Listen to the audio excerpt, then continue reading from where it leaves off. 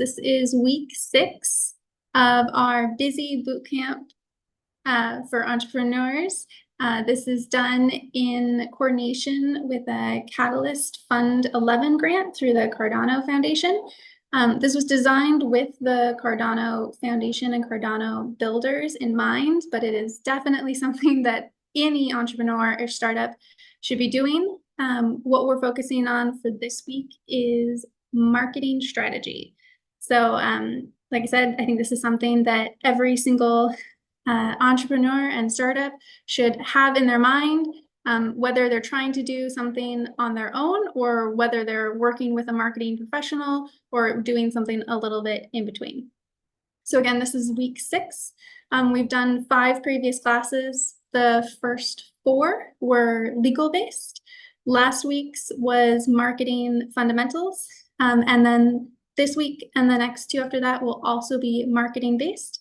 And then the final 4 weeks, because it's a 12-week course, will be done with our finance and fundraising teams. So thank you guys so much for joining us. To introduce myself, my name is Elli. I am the general manager of Decentral House. If you're not familiar with Decentral House, we are a co-work and event space here in Geneva, Switzerland, specifically focused on Web3 startups and entrepreneurs. So this is the perfect webinar series for you. We are created by Storm Partners, which is a Web3 services company. So we have a marketing department, we have finance fundraising, we have legal. We can help you do almost anything you need to do as a startup in the Web3 community. So we've put this presentation together for you. If you can't tell, I'm a tiny bit nervous, but I'm excited to be here. Just to give you a little background on me, I have been working in digital marketing and other marketing for the last 5 to 7 years. So before helping launch Decentral House, I worked for a small publishing house based out of the US. And now I work with Web3. So I've done all different types of marketing for all different types of audiences. So I'm excited to talk to you guys.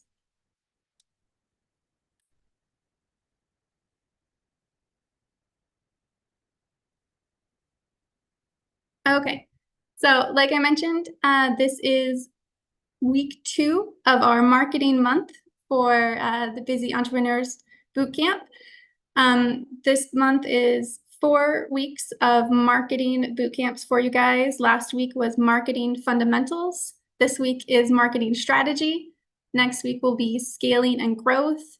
And then the final week will be PR and dealing with the media, also a super fun topic. So I would like to mention that this covers a lot of material. We don't go incredibly in depth, but if you have questions about anything, please feel free to ask either during this presentation or at the end of this presentation if you like, or if you're in Geneva, you're always welcome to come into Decentral House and have a little chat with us. So the real emphasis of this should be taking notes today, deciding where you want to dig in for your own personal strategy and how you want to tackle things. And, take notes, do your own research, come talk to us, figure out what's going to work best for your company. So for this week, we'll be focusing on building on the marketing fundamentals that we talked on last week, the elements of marketing strategy, campaign structure and execution, and when to look for outside help, which is always important to be able to recognize, I think, when you should either be using your time wisely and doing something else and getting a marketing professional to come help you, or when you've found yourself in a fix and you really need a marketing person to help figure out exactly how to help you. Cool. So building on fundamentals. So last week, again, I want to emphasize fundamentals of marketing is incredibly important. You really can't go into any in-depth strategy or plans until you have your fundamentals nailed down. So product market fit, defining who your target audience is. I think this is one of the most important things out there. You have so many companies that just say, like, our target audience is anyone with money or anyone with a computer. And you can fail really easily that way because you're not actually understanding who your audience is, how to talk to them, how to reach them specifically. You've gone too broad. It's better to go more specific and more niche, and then expand from there. So also because it's really great to get a really, really loyal following of these small niche people, and then build on that.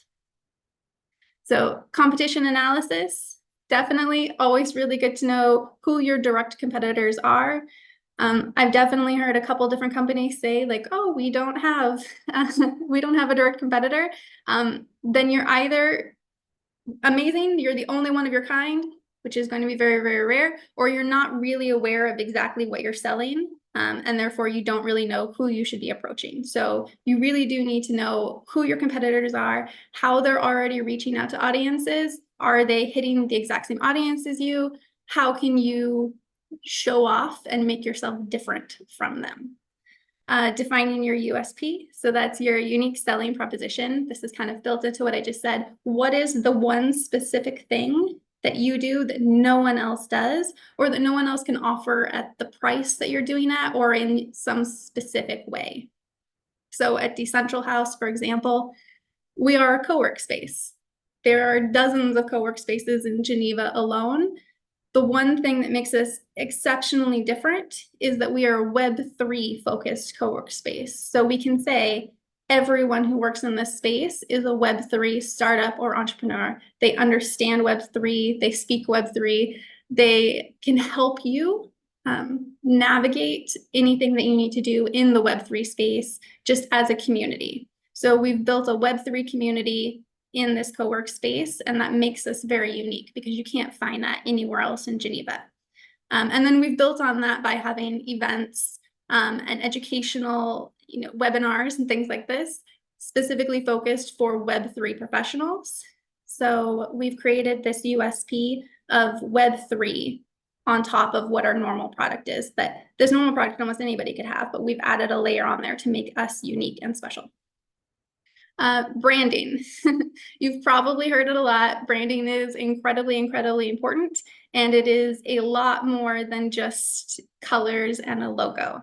So we're going to go into branding a little bit more, but branding is actually really hard to define sometimes because it's more of what your customer thinks of you when they think of you in your head. So when you're thinking of Nike, there's a brand of Nike, but what do people think of Nike when they're thinking of them on their own? So, and that's, you're trying to build that idea in their head. And you do that through how you present your company to them, who you use as, spokespeople, where you're showing off your brand, builds that element in somebody's mind. Building a marketing team. Definitely really important. If you're here, it's entirely possible you're DIYing it, so doing it yourself. Maybe you are your entire marketing team, but it's good to know always what's available out there, how you can, really add to your skills or add to your team by bringing somebody in who could do marketing and help with that. And then also using AI. It's a great time to be in marketing, actually. We have some really fun things to do with AI. It's not just ChatGPT, but it's definitely helpful. And there's a lot of really cool tools out there, I think, that can help people do marketing on their own, or even just expand a marketer's ability to do things throughout the day. So strategic goals. Now we're getting into strategy. So strategic goals.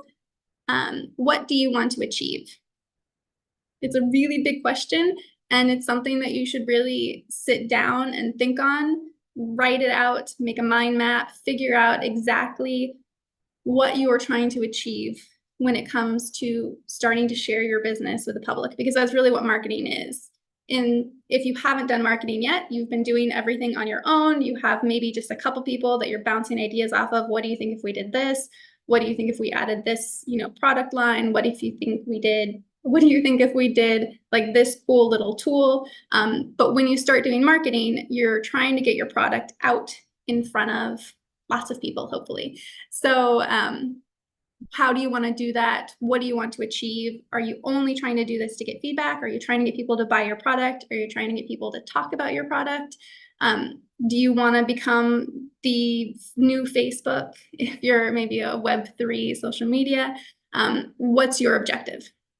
And then to follow along with those, what's best for the company? So if you're giving everything away for free because you're just trying to get people to adopt, that's great. But how are you going to make money? Maybe you need to start selling ads. If you're really just trying to get, this 1% of this 1% to do it, that's cool too. The main question here is always going to be, how are you going to make money off of this? Because marketing can involve a lot of money spent. So you need to make sure that you're making money back as well. When you're thinking about strategy, you also need to think in phases. So short term, medium term, long term. Short term can be strategy for this week. It can be strategy for this month. Long term could be, what is our overall strategy for the next 5 years? So they need to tie together, but they can be subset strategies. So long term, our plan is this. We're going to do that by achieving this goal within the first year, and we're going to do that by achieving these smaller goals for the next 12 months to get to this big goal. Target audience. Again, like I said, I think this is one of the most important questions that any company can actually answer about themselves is, who is their target audience? It's going to tell you what your strategy should be in a lot of ways. So, and then market research is incredibly, incredibly important. Marketing actually can be really great because you can get feedback. So use the research, use your marketing as research, do test cases, figure out, how you want to achieve goals, but be willing to test and then pivot.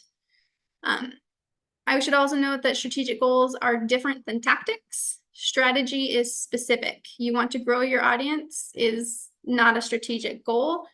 You want to target this specific audience and engage them to do something specific. That's strategy.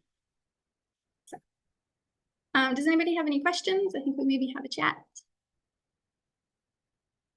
Can you give us an example of how marketing can also be research? Yeah, you can do this in a couple of different ways. So some of this is going to be testing through A/B testing. You can do something really simple, whether it's through an email, whether you put up similar but slightly different ads on a platform and see which one is engaging the most. And then also remember, when you're doing A/B testing, what is it that you're wanting your customer to do? Do you want them to engage, or do you want them to click a link? Do you want them to comment? Do you want them to share? What's the goal that you're trying to get them to do? But what you really want from your audience is feedback. So marketing is not meant to be just putting your stuff out there. It's also supposed to be putting your things out there and getting notes back really from your audience. Maybe they hate what you came up with, but they'd like it if you just did one small tweak. So they call it active listening. Read the comments from your customers, hit them up, say, I saw you hated this ad that I put out there. Tell me why. Tell me what you would do to make our product different. I think that's one of the coolest things about being a small company as an entrepreneur, is because you really can just reach out to anybody who hits on your ads and say, like, what did you think? Did you like this? Did you not like this? What would you think if we did this? So I think that's one of the really cool things about being an entrepreneur as well.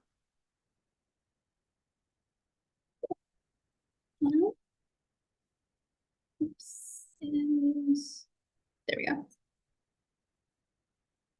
Target audience. So like I said, target audience is possibly one of the most important things that you can define when you are a startup, or maybe if you're just redefining what your company is too. So maybe this is a giant pivot and you need to redefine who your target audience is. So I will note that this slide was used last week, but it's included here because it's so incredibly important to whenever you're creating a marketing campaign or strategy, or even just trying to define the brand of your company. So target audience is, who are you selling to? The demographics, age, gender, income, education, identity, occupation, location, industry, etc. All of these can be tackled in different ways. So age is always, it's pretty easy to find out. If you're a Web3 company, you're probably not going to need to target somebody who's over 70. but maybe you've come up with a cool product that's introducing Web3 somehow to people who are over 70. So maybe you only need to target those people. And then when it comes to doing any kind of paid ads or things like that, you only have to target that segment. But also you should be modifying any of your content to match that age group. People over 70 are not going to recognize vernacular that's been more common lately. They might need to be explained something differently. Gender, again, this is going to come out in your copy. This is going to come out in colors that you're maybe potentially using. This is also going to come out in just how you're presenting something. Men and women think differently. They have a slightly different sense of humor usually. So it's important to know who your target audience is when it comes to gender as well. Obviously, you can hit both genders together, but you do tend to lean slightly more. And when it's Web3, you do tend to lean slightly more towards men. Income's also really important because you need to know how much can your audience actually afford. If your income bracket that you're trying to target is low, then your product cannot be priced all the way up here unless it solves 10 things that would make it actually worth a value to them, that they can take that money that they'd be saving because they're using your product and then use it to purchase your product. So income is going to be really important when you come up with your pricing strategy. It's also going to become really important if you're going to do any kind of promotions. Maybe you are an expensive product, but you do promotions once a year. And so you know that you can target a specific income bracket when you do those specific promotions. Education level, this is going to be one of, how are you talking to them? If your target audience is people who've really only come out of, secondary school, you need to be talking to them different than your target audience is only people with PhDs. So you're going to be talking very, very differently. You're also probably going to be putting your marketing in different locations. So something to think about there. Occupation as well. Location, obviously, if you're Web3, you're probably everywhere, but maybe you're focused in a specific area first. So maybe you only want to target people in Switzerland or people in Europe. They're going to be thinking differently than people in the US or people in Asia. So it's important to really think about how you're approaching them. And again, what mediums, what social media, or how you're hitting them to do the location when it's coming to target audience. Pain points. So really what you need to be thinking about with these people, now that you've kind of identified who your target demographic is what are their pain points? What are the problems that you're trying to solve? And that you say, I have a solution for you. All you have to do is buy my product, or all you have to do is sign up for my subscription. What are their needs? What are their desires, and what are their dreams? It sounds really fun, actually. You can, fulfill one of their dreams. If one of their dreams was to do this specific thing that your product is, you should be showing that off to them. Usually it's easiest to help them solve a problem, but I think people are more likely to spend even more money if you can fulfill one of their dreams or desires. Other things to think on, values, beliefs, behaviors, habits. This is a really great way to think about how you want to target them, how you want to approach them. Are they going to resonate with the values that you're presenting to them? And again, where are you going to be targeting them? So if their habit is not going to be on social media, then you need to hit them in another way. Maybe it needs to be YouTube ads. Maybe it needs to be print media. Maybe it needs to be an in-person thing, or they only go to conferences and that's the only way that they are influenced by anything when it comes to marketing. So you just need to think about what are the habits of your people, what are their values, and their general behaviors. You should be going to them, not them coming to you. Preferred marketing channels, just like I mentioned. When it comes to Web3, Twitter, now X, is probably the more expected place to find somebody. Decentral House also does a lot of work on LinkedIn because we are a B2B. So in this case, we really do want to be on LinkedIn where all the companies are and where people are talking with other companies. So it's something to think about is, where is your audience, where are they going to be engaging the most, and where can you get them to interact with you. And then creating personas for each audience segment. So it's entirely possible that you have a couple different personas that you are going to be targeting. It's good to define these and say, for this specific persona, I am targeting them in this way, versus this specific persona, I am targeting them in this way. So it's something to think about, and remember that you're creating a separate strategy really for each of these personas. Okay. And then obviously you're going to look for commonalities between your audience segments to develop tactics that will appeal to multiple segments at once. Obviously, the more you can target people en masse, the better. But you also need to realize that you're not going to be able to do that for everybody. And so you probably do need to have separate campaigns or separate strategies to target all different types of personas. So cool. Strategy components. Because strategy is a big idea, it usually means that you should tackle it from a variety of angles. So you're going to look at strategy from these different angles: marketing channels, social media, partnerships and influencers, public relations, content, email, advertising, website and SEO, events, and community. It's a lot. I think a lot of times when entrepreneurs first start with marketing, they really only tackle maybe one or two of these. And that's cool. Sometimes you need to start small and perfect what you can do in one of these. But you're going to see best results if you can really get all or most of these at the same time, echoing in a similar message, building on the strategy that you're trying to do, and making sure that you're creating a solid idea in someone's mind. Also, because it usually takes somebody about 6 or 8 times to see a product before they actually purchase, or possibly even before they even click on something to say, like, tell me more. So you want to be able to hit somebody in multiple different avenues. So they may see you on Twitter and they go like, oh, okay, flipped right by it. But then they may get forwarded an email from their friend who signed up for your email list that says like, hey, this is pretty cool. Now it's going to have a bigger weight, one, because they've seen it twice, but also because it's been possibly recommended by a friend of theirs. And then maybe they see an advertisement from you pop up on YouTube. And then maybe they see a coverage of you in a newspaper because you've done some great PR and media reach out.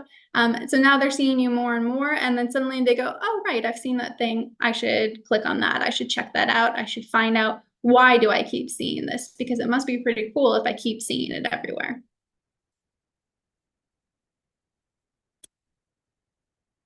Cool.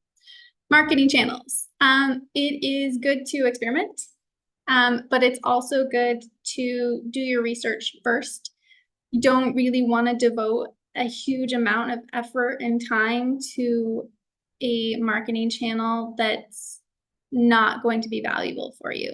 But again, I think you should test, and you should talk to people who are your target audience and find out where they like to get their information from, or where they spend a lot of time.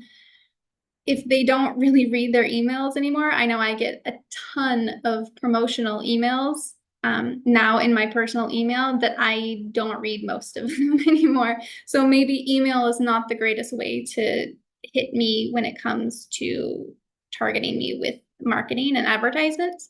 But I am on social media a lot. So which social media am I on? And how often am I on there? What are the hashtags that I'm following? Find out as much as you can about your target personas by talking to people that are in those target personas, and find out where they're actually going to be seeing your product.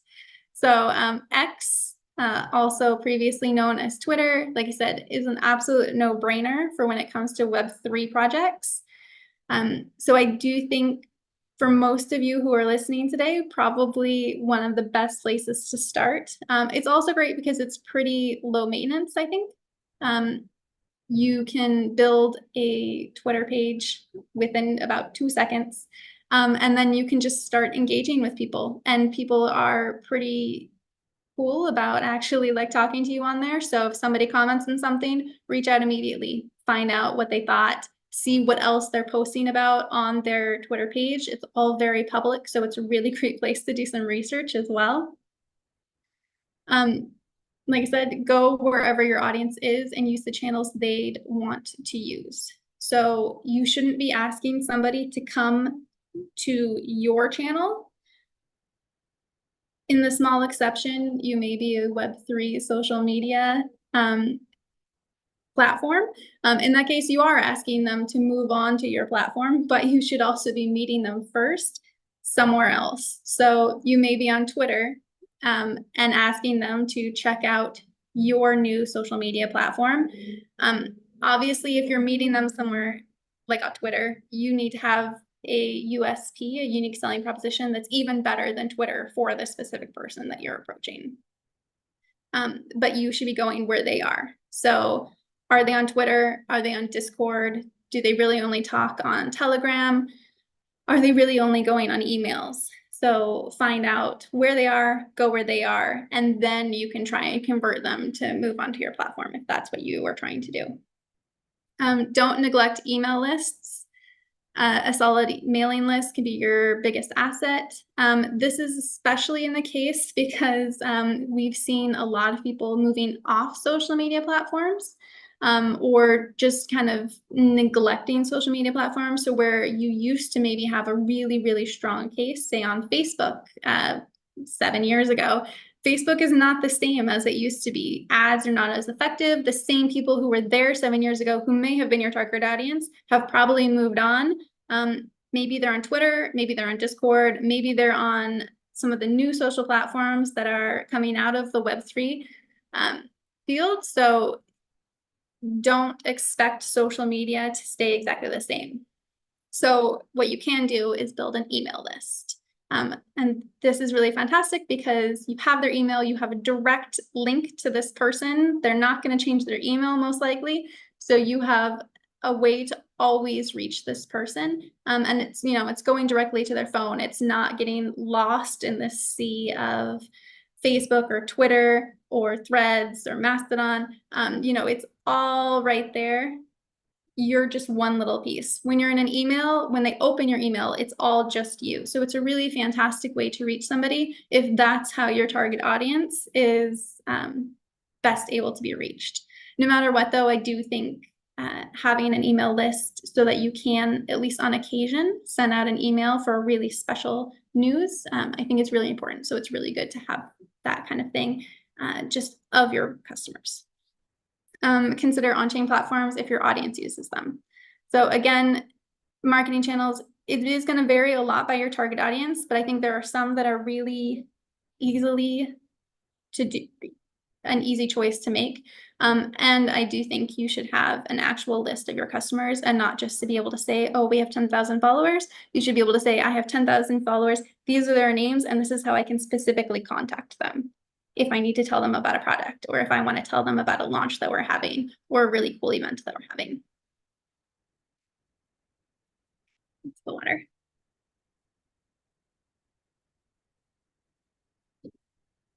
Okay, social media fundamentals. Hopefully it is 2024 and you guys are all used to being on social media. It's been around long enough, so I hope you guys have done that at least a little bit. Social media has become essential for growing a community and establishing a brand.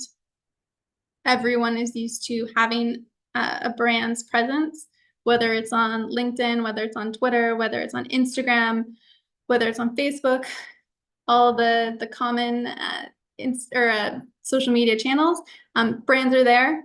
They're talking, they're finding their audience, they're talking to their audience, they're getting feedback from their audience. So absolutely essential that you are on at least some form of social media. When you're on social media, you should be consistent with your brand personality and your tone of voice.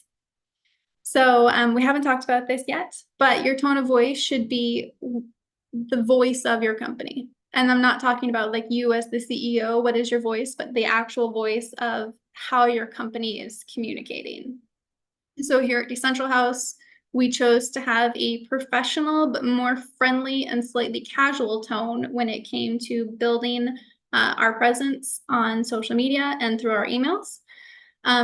We did this not because we were trying to differentiate ourselves from Storm Partners, who has a more formal business tone, but because our focus and presentation is that of a community space and speaking specifically to startup companies in Web3. So we wanted something that would feel a bit more approachable and even a little fun, because we want people to feel comfortable coming here, knowing that this could be a community space for people who are like them. This is a little more casual because it's Web3 and it's Web3 startups. So startups are always a little bit more casual, a little bit more like brass tacks. We know how this is going to go, but let's have a little fun with it because we're all trying something. So it's more communal versus Storm Partners, which has very different clientele. They're often talking to like huge ecosystems. So they are going to be a little bit more formal. They're also talking about different things than we are. So Decentral House is talking about, you know, cool events that we're doing, or we're maybe promoting some new community members, or we're, you know, anything like that. But Storm Partners is going to be talking about big world news, or they're going to be talking about this big shift that an ecosystem might be doing to gather more audience members. So they're going to have a more formal tone. We're going to have a little more casual tone. And so we've differentiated ourselves like that, and it's become part of our brand. Choosing your platform. Again, like we talked about, X, Discord, Telegram, LinkedIn, YouTube, Instagram, and TikTok. These are all really popular social media platforms right now, and it's just really important to pick one of these to start. I think it's really good to pick one where your audience is, nail it, and then move on to more of them. TikTok could be really cool. How are you at doing videos? So maybe X is going to be the best one to reach your audience and make you be able to start launching your product, and then you can move on to TikTok. But it's really kind of your comfort level mixed with where you can best reach your audience. So again, know where your audience is going to be, who your target audience is, and match that with the platform that you should be approaching. Public socials like Twitter or X versus controlled environment like Discord and maybe some of the other Web3 platforms. It's something that you're going to have to balance for yourself. Public socials are really cool. People are going to be able to find you more organically. Controlled environments like Discord actually might have more weight for your customer because it is a controlled environment. So you have that feel of not quite, but almost like a friend has recommended you because you're in this controlled environment. So whatever you say and what you present might have a stronger weight, but the downside being that you're not as easily accessible. So it's something to think about. Private VIP Discord channels could be a really cool thing to create for your company. Remember that you're going to need to build engagement. You're going to need to have that one be consistently monitored. And kind of consistently putting content into that Discord channel and encouraging people to build into that Discord channel as well. So it's a really cool thing, and I think it's a really great way to kind of enforce community. But remember that it is also a lot of work. So, and again, it's something you're going to balance, but the benefits can be really, really fantastic for something like that. So it's definitely something to consider, I think, when you're doing this. But again, all of this is going to depend on your target persona, how you want to be approaching them, how you should be approaching them, and what you're trying to do with your clientele. Okay, social media activities. Now that we've talked about where you should be, let's talk about what you should be doing. So once you've decided on your social media, you should be doing community updates, event promotion, a content calendar, diverse content to build engagement, spotlights, user-generated content, and educational resources. So that's a lot of different things. So let's talk about this. Number one, you should be building a content calendar. You can just do like little one-off posts every once in a while, but it's inevitably going to fall. You're going to say like, oh yeah, like we'll do these 5 posts, and then you'll get really busy, or somebody will go on vacation, something big will happen, and then suddenly you realize that you haven't posted for 2 weeks. This is why you have a content calendar, because you can say every day we're going to post something. This is the exact post we're going to post. This is the exact post. This is the exact post. You can plan ahead. You can schedule posts, but it also makes sure that you can see that you're maintaining your strategy. So without a content calendar, sometimes your content can also be very scattered. So for Decentral House, we really wanted to build this idea of community. So we have to do a diverse range of posts because we do a diverse range of activities. So we are doing a lot of event promotion because we do a lot of events, but we also wanted to share about things that are happening in the space that maybe are just fun and encouraging people to come use our space. We have a Red Bull fridge. Let's share about that. We have some new community members. Let's share about our community members. Maybe one of our community members did something really cool. They launched a new product or a project. We want to share about that as well. So we're continuously trying to build community by sharing our space as a community space. That's what we've branded it as online. So your community updates, like I said, maybe somebody did something really cool with your product. It's fantastic to share that because it'll encourage more people to share that they did something really cool with your project. Or it may encourage somebody who's never been on your product to test it out. Event promotion, I think this one is a no-brainer. If you're not promoting your event, no one's going to come. So please make sure you're promoting your events. You can do that in a lot of different ways. We're going to talk about it a little bit at the end of this. But event promotion can involve everything from just saying, we're having this event, this is what you're going to get out of it, here's how to get a ticket and show up, to making sure that you're telling people about who the speakers are so they can continue to build value in their head of what they're getting out of this event. Maybe sharing who else is going to be attending this event just in the audience so they can know that maybe it's a great networking opportunity. Maybe you have really cool merch that you're really excited about, and you can just say like, you know, first 10 people in the door or first 10 people that sign into the webinar are going to get this cool sticker, or this sweatshirt, or, you know, this hat that we just got and nobody else can get it but you guys. Like, so things like that can kind of build up the idea of it. Again, spotlighting community members, shout outs, tagging members in the posts. All of these things are fantastic. They build your community, they build community loyalty. They also spread the reach of your posts, because when you tag somebody, anyone who's attached to them will also see your shout out when they may not have seen it if you hadn't tagged them. And educational resources, if that's your brand, sharing more news that's educational can be really important. And again, this is all about defining your brand and your company strategy and how and what you're trying to communicate and get out there about your company.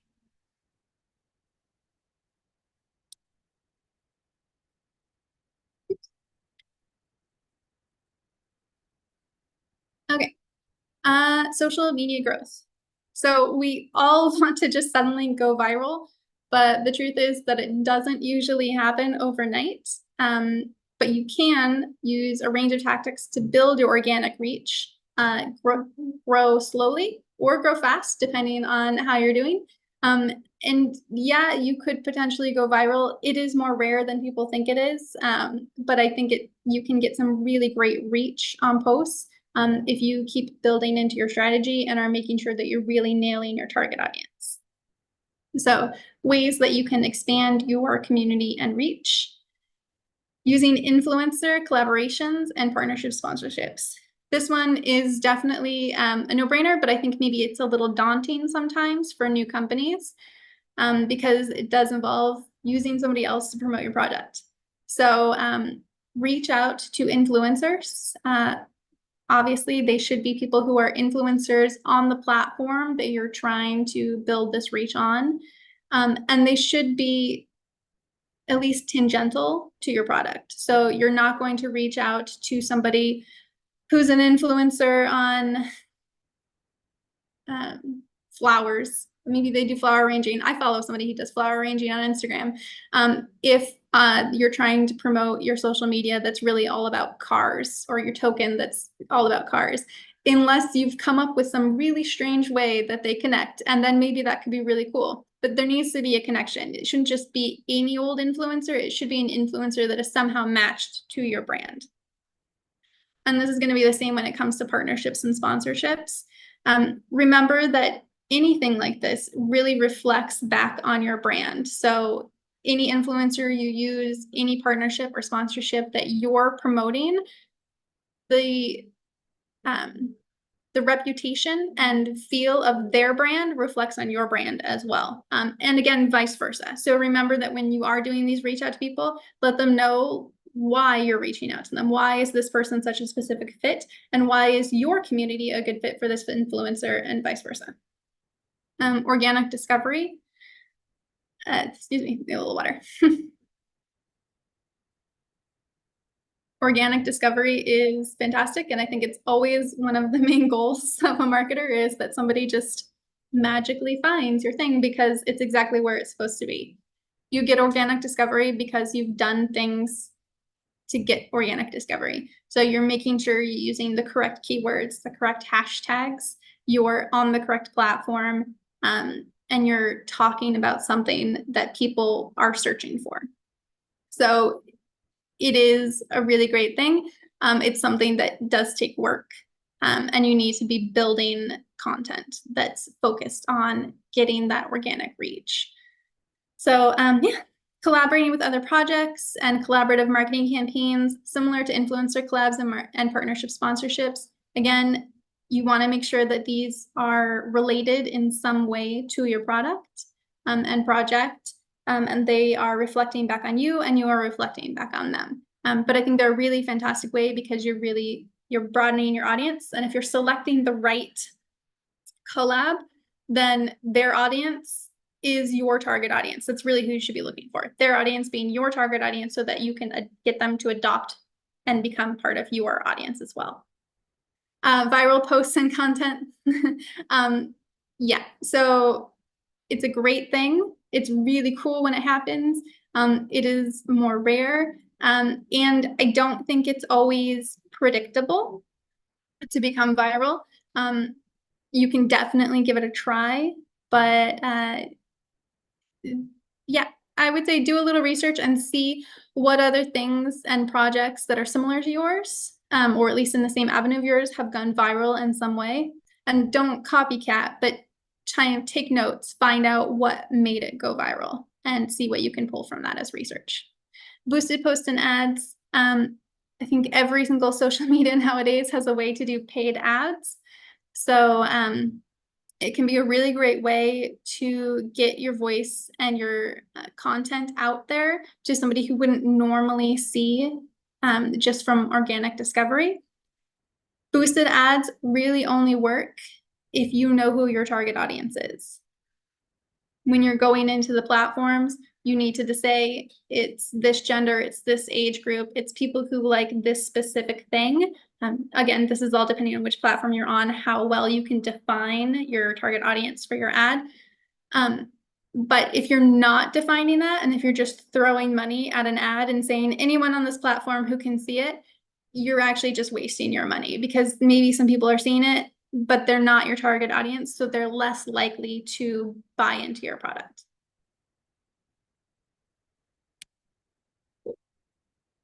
Okay, social media community management. So yeah, community management is usually what it is called nowadays when you are a social media manager. And that is because it really does require a lot of management of people, which is not always the easiest thing. It requires a lot of attention and a lot of customer service mindset. So plan in advance how you're going to handle some things, but also be aware that some things are going to come up and you're just going to have to figure it out. So real-time interaction and feedback, especially if you have a really fantastic post that you're getting ready to go out there. Maybe it's super audacious, maybe it's announcing this new product. Make sure you have somebody like ready and waiting to respond to anyone's comments, to get feedback, to encourage them, to just really hype up your post. Remember, the more interactions you have on a post, the more people see your post, because social media sees that as something that it's positive. They want to see interaction on posts, so therefore they'll promote them more organically. Polls and surveys are a really fantastic way, to build engagement, but also to actually get feedback from your audience. So as long as your current audience is the correct target audience that you're trying to build on, a poll and a survey, or polls and surveys, excuse me, are really, really fantastic to get feedback, maybe on the next project that's going to come out, or how they would like to be, how they would like to purchase this product. Maybe they really want to buy this only in crypto. Maybe they don't want to buy it in crypto because of XYZ. So do polls and surveys. They may surprise you. People are weird sometimes, and they can be a little unpredictable. But I think that's why polls and surveys are really cool, because they will straight up tell you, this is what we think of this idea. Crisis management is something that any community manager is going to have to be okay with doing. Sometimes something terrible has happened. Maybe your product crashed. Maybe somebody's really famous said something really terrible about your product. So you need to have somebody who's ready, like I said, customer service mindset, to talk to people, talk them through whatever's happening, and just kind of help them resolve an issue. And remember that all of this should be recorded so that you can find out exactly what's going on with people. Use this active listening time to build on your product and follow through with some kind of a resolution. So, and again, that should also be posted about if something really terrible happened, your entire thing crashed, and people were out of there for 5 hours. Come back and say, oh my God, it was the worst thing ever. Everyone was out there for 5 hours. We were so excited to see how much everyone wanted to be here, though. This is how we're going to fix it. So crisis management, I think, should always come back with a plan. Tech support, customer service. Again, just customer service mindset whenever it comes to community management. Social analytics, trends, sentiment. Your community manager should also be in touch with what's happening on whatever platform that you're working on. So trending hashtags, trending sounds if you're on Instagram or TikTok, funky trends, things like that. Things that you can kind of build into your content calendar, and maybe would get you more organic reach because you're doing something that's in a trending way. And continuous iterations and improvements. Community management should also be letting you know what's working well with your audience. If the polls and surveys are not getting responses, but you asking a specific question and then just letting people answer is, do those instead. So use this as like a test case, but always test, study, and then pivot to what works, and then try something else. PR, like I said, this might be a little daunting for some people who are new to doing anything when it comes to marketing, but especially anyone who hasn't done anything with public relations. If you have questions, Storm Partners does have a great public relations and media manager, and they can help you navigate some of these basics. But anything related to PR is going to be media relations, so building relations with journalists, editors, and influencers, hopefully so they want to talk about you organically. Doing media partnerships, use relationships to get mutually beneficial deals. We have an event tomorrow. We actually have 6 media partnerships coming in for that. So we have 6 media groups that are coming to our event. Hopefully they're going to be doing some interviews and writing some cool things about our event, about Decentral House, maybe about some of the speakers that we have here. And they've made sure to put us on their calendars for on their websites as well. So we have a question. Oh, thanks, Adam, for joining us. Okay, other things to do, keep contact and mailing list updated. Definitely, like I said, your mailing list is fantastic because it has your actual list of who your customers are and a direct way to contact them. So always keep that updated. Press releases are absolutely fantastic. One, I think they're a really great way of making sure you're nailing down on the exact idea of what you're trying to present, because you're putting that in a press release. So you have to put it there on like a one-page thing. This is our exact idea. This is our product. This is why it's so cool. This is why it's amazing. And this is why people should be paying attention to it. So I think press releases actually can be a really great tool for you to practice what your USP is and what you're trying to promote. News jacking, trend jacking, thought leadership articles, help a reporter out, PR overlaps with social media marketing. All of these are really great ways to build relationships with the media and provide content for them. And if you provide content for them, they're often really excited to create more content with you. So yeah, like I said, if you have any questions on any of this, Storm Partners does have a PR and media team that can help out with that. They're really fantastic, and they're really great at getting some articles in about new projects. So yeah. Not changing slides. Why isn't it? There we go. Cool. Content. Okay. The copy you're creating should be focused on the best way to reach and speak to your targeted audience, excuse me. So copywriting, social media posts, ads, blog posts, white papers, research reports, case studies, your about us section on your website, your pitch decks, your press releases, articles, etc. All of that is copywriting. And if you are not a copywriter, it's possible that you need to hire somebody to do the writing for you. You can give it a try. Make sure you're exceptionally clear and that you're focused on what your USP is and who your target audience is. So keep those things in mind. Yeah. So the shorter the copy, the more clear you need to be with your message. I joke sometimes in marketing that people are dumb. So you need to be really, really clear. They're not dumb. What really is happening is that people don't know what you're thinking. So they're reading this with fresh eyes. So you need to tell them exactly what to do. Do they need to push this button to get the article that you're talking about? Do they need to click this link? Do they need to share this with somebody? Be very, very clear whenever it comes to your copy of exactly what you want people to do and why they're reading this, why they should be doing this. So give them a value, give them an action. And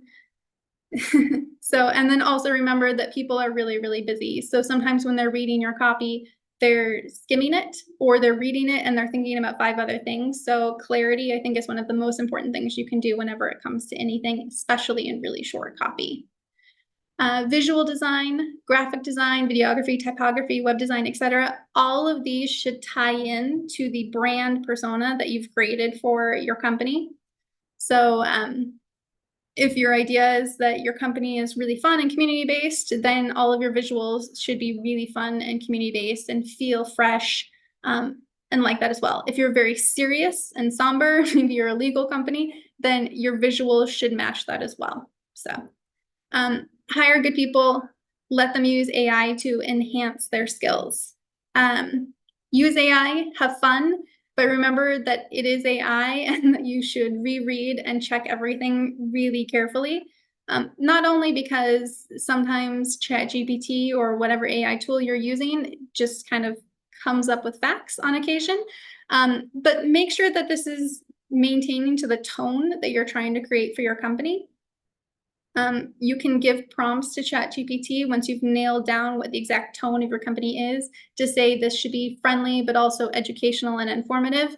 But make sure you read through your content that it matches that and that it doesn't feel like ChatGPT. I think that's one of the things that's happening a lot right now is people using ChatGPT, then they're just copy pasting it over into whatever social media that they're using, and they're not taking the time to make sure it doesn't sound like everybody else's post that's coming out of ChatGPT as well. So, if you need help building visual design graphics, Canva is a really fantastic free tool. It's a really great way to make something very easily without having to learn how to do Adobe Photoshop. So. Email marketing, like I said, probably one of the best things I think you can start doing is building your email marketing list. Test email layouts, use A/B testing almost any email platform that you're using, and there are several ones that you can use for free. Will let you do A/B testing to see if different headlines work better, if using more images versus more text work better for your audience. So do A/B testing a couple times, find out what works, try that, and then test something new. Remember that you should only be testing one thing at a time when you're doing A/B testing. So if it's a different headline, only the different headline. Find out what works, and then next time you can say, okay, now we'll try more images versus more text. Find out how that works for you, and then move on to the next thing. We're going to do this in more casual tone. We're going to do this in more bullet points. So test, but keep testing, but only one thing at a time. So create audience segments. This will always help when it comes to open rates as well as conversions. Make sure that you've segmented your audience down. Remember that you've created different target personas. So break your email list down into the target personas so that you're sending them the correct information that's going to resonate with them the best. Make sure your emails are mobile friendly. Absolutely. I think about half of emails nowadays are read on mobile versus laptops. That may vary a little bit depending on who your target audience is. But remember that they need to be very mobile friendly. So make sure fonts are large enough for people to read, that it doesn't feel too cluttered, should be really clean. Maintain momentum through the email, focus on as few CTAs as possible. So those are your calls to action. Ideally, your email should have one call to action. If not, it should be one main call to action, and then maybe one or two kind of sub calls to action if for some reason they either didn't want to do this one or they already did this one and they want to keep being involved in something. So super clear on that, I hope. But really, really important, I think, to have email marketing. And it's a really great tool to be able to test on how people are interacting with you as well. Advertising. Okay, so advertising needs to be scroll stopping with high impact visuals, keep your copywriting simple and concise. Absolutely. We live in a very, very busy world, so you want to be able to grab attention as much as possible.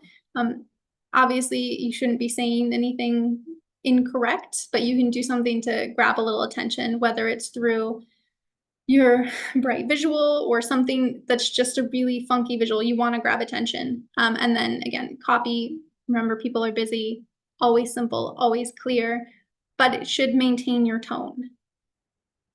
And again, dig into your target audience to make sure that whatever you're promoting or putting in there, this is hitting specifically with them.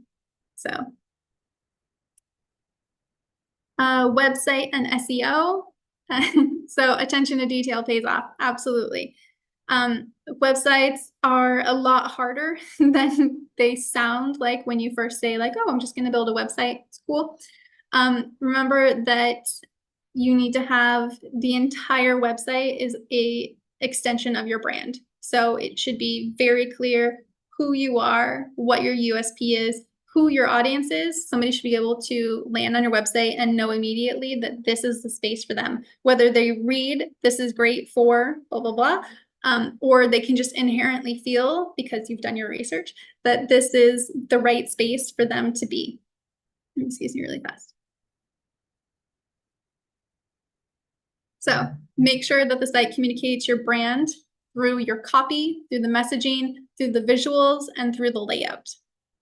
If you're, this really clear, clean brand, if you're sustainability focused, you're probably going to have a lot of green, but maybe, the layout is going to be really smooth and clear. So just think about how you need to present your brand visually and keep it there. Your website could be a single landing page to start, and that's totally okay as long as it has on there exactly who you are, what your USP is, and a call to action. What do you want them to do? The other thing you always need to think about is SEO. SEO is how people can hopefully find you organically. So make sure that your SEO is, again, also communicating what you are. It's hopefully answering a question That's going to be really helpful because people type a lot of questions into Google nowadays. So if you can answer a question that specifically your company can answer, that's going to help you pop up in SEO. And then use lots of keywords. You should always have keywords. As Decentral House, we have a couple different types of keywords. So we have ones that are co-working focused. We have ones that are event focused when it comes to Web3. And then we have Web3 co-working focused. So we have kind of a little columns of those. There are some really great tools out there for you to be able to use. Google Trends, Google Keyword Planner. SEMrush is expensive, but a really fantastic tool where you can do some comparative analysis between your competitors and you and how strong your website is so far. Events. Events are a really fantastic way to connect with your audience directly. Depending on where you've built your audience, you may or may not be able to do an in-person event.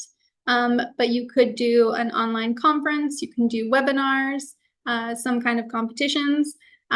If you are like us and maybe you are only focused in Geneva or you've only focused in a specific area, you could do in-person events, or maybe you're going to do some kind of a roadshow. Those are all really cool ways to be able to connect in person with your audience. It's a really fantastic thing. And it's going to build brand loyalty incredibly. When people come to your event, as long as they have a good time, they're going to become more loyal to you. They're going to promote you more. They're going to tell more people about your brand and this great event that they went to that was all about your brand. Ensure there will be demand for events. Again, testing. So find out if people are going to want to come to your event. And if they're not, find out why. Maybe an in-person event is just not going to work. Maybe an in-person event the weekend that you planned is not going to work. So test out, ask some people first, specifically within your target audience, and then go from there. Allow for a longer lead time than you think you need when it comes to events. People are busy, they have different schedules, they're going places, they have other things that they need to be doing. So always give long lead time that people can do a save the date. If you're doing a really big event, at least 3 months. I have an event that I go to at the beginning of September, and I know that it's 12 months in advance. I know exactly the dates that I can book in my calendar and know don't do anything else other than this event on these days. So the more advance notice you can give people, the more likely they are to be able to come to your event, and the longer time that you can hype up the event for people as well. So get pictures and video footage from the event and share via social media. Absolutely. You have content that you're building right then and there. You have community that you're building right then and there. You have cool things that you're showing off. You're probably doing a product launch, or you are doing something really amazing because that's why you're having an event. So this is the perfect time to share video and photos from the event, and even create content during the event specifically to share on social media. Maybe you get everyone together and you do something really, really cool. My brain is spacing right now what it'd be, but depending on what your product is, it might be a really cool way to actually build content together with your community that you can share later. And then always debrief afterwards. Look for ways that you can improve on your event through any angle. Was it, the planning of the event? Was it the catering? Maybe it was a really terrible caterer.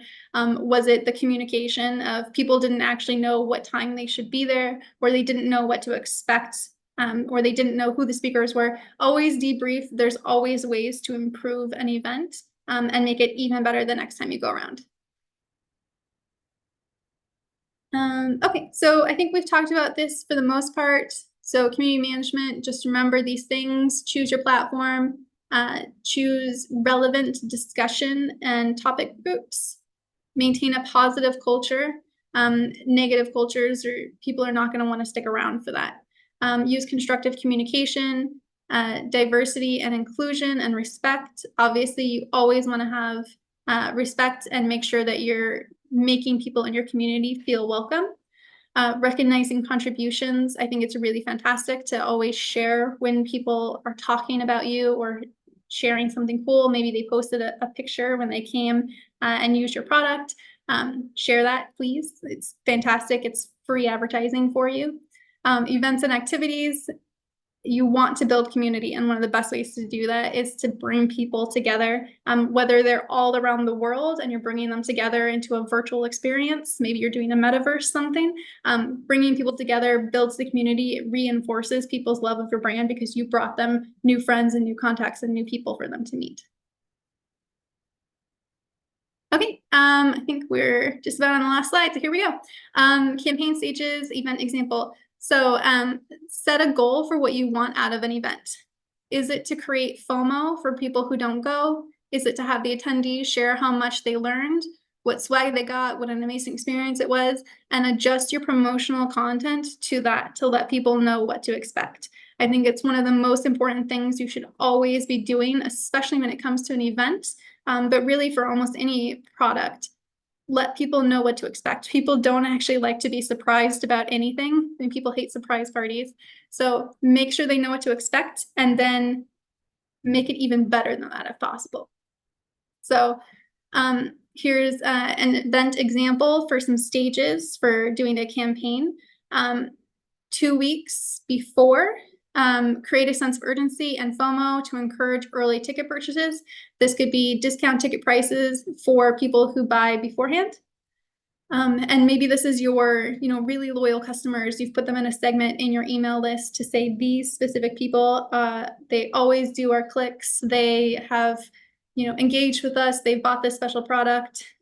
Let them have like a little benefit. They can get tickets early. Maybe they get them at a discount.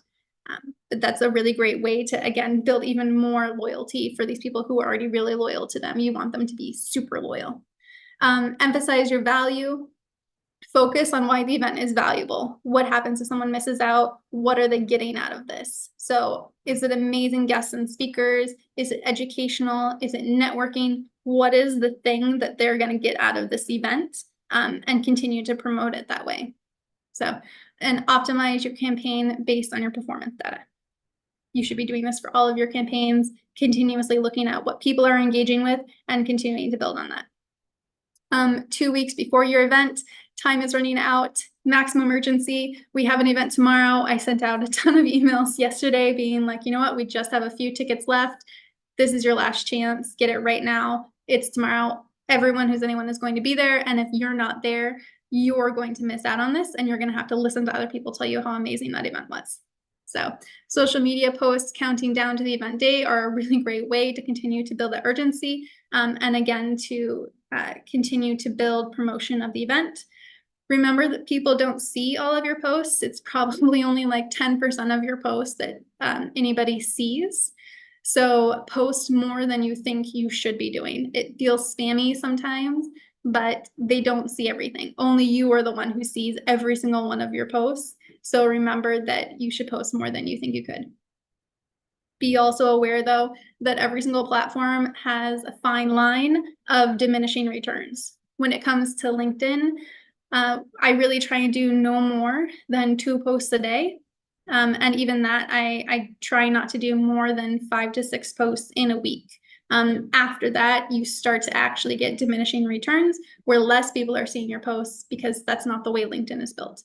Versus Twitter, I think you can post 20 times a day and there's nothing bad about that. So be aware of what's happening on the social media channel that you're using as well. Also, again, email reminders to your mailing list, retargeting campaigns.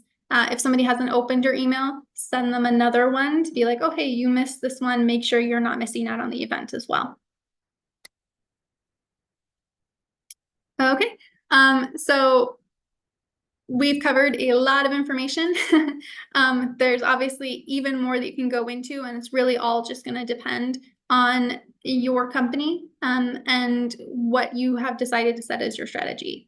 If you need help defining your strategy, you need help building out your strategy or actually executing your strategy. Like I said, Decentral House is a part of Storm Partners, who focuses on marketing and growth, as well as legal compliance, finance, fundraising, digital transformation, and education and events. And they are always really happy to help and provide assistance and guidance. We do work specifically with Web3 companies, so we know exactly what Web3 companies need to build out for their strategy. So if you guys have any questions about Storm Partners or about this presentation, I'm really happy to answer them now. I'll let this going once, going twice. Cool.